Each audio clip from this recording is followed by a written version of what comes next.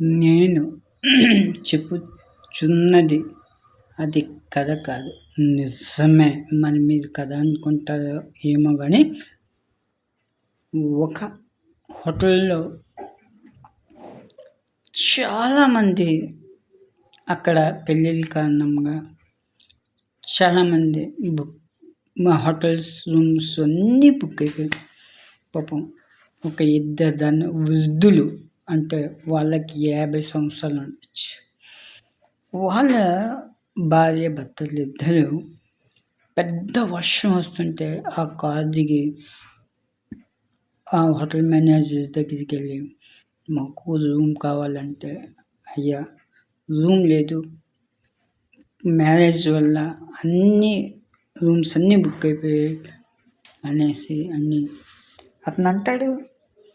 Hotel manager, మీకేం పర్వాలేదు, మీరు ముసలి వాళ్ళ ఉన్నారు, అందువల్ల నా రూమ్లోకి వెళ్ళిపోండి, నేను నా గురించి ఆలోచించొద్దు, నేను ఎలాగో ఒకలాగా పడుకుంటాను, ఒక సోఫాలో పడుకుంటాను, పర్వాలేదు అనేసి అన్నారు.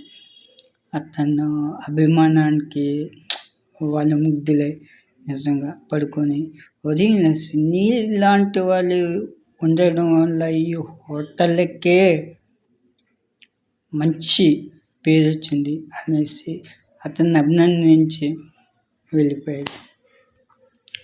అప్పుడు ఆ ముసలి వాళ్ళకి అర్థమైంది ఏమనంటే, అతని కోసమనే హోటల్ కట్టించాలి అనేసి ఒక ఆశ కలిగింది.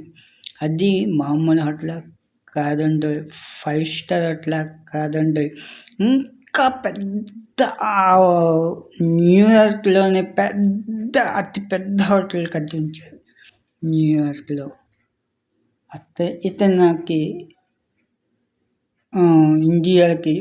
ఇతను ఇండియాలో ఉన్న ఇతనికి వాళ్ళిద్దరూ 2 టికెట్లు పంపించి,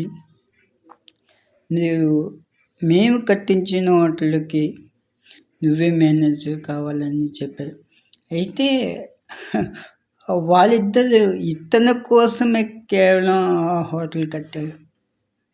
వాళ్ళ డబ్బున్న వాళ్ళు కూడా కాదు, కష్టపడి అతని అభిమానాన్ని హృదయంలో దాచుకొని అతని కోసం వాళ్ళు కట్టారు ఒక హోటల్. అతను హోటల్ మేనేజర్ అయ్యారు. ఇప్పుడు నేనేమంటానంటే, మీది ఎప్పుడైనా సరే హృదయాన్ని తాకే మాటలు మాట్లాడండి తప్ప హృదయాన్ని హర్ట్ చేసే మాటలు ఎప్పుడు మాట్లాడద్దు. హృదయాన్ని తాకే మాటలు ఎంతో దూరం తీసుకెళ్తాయి.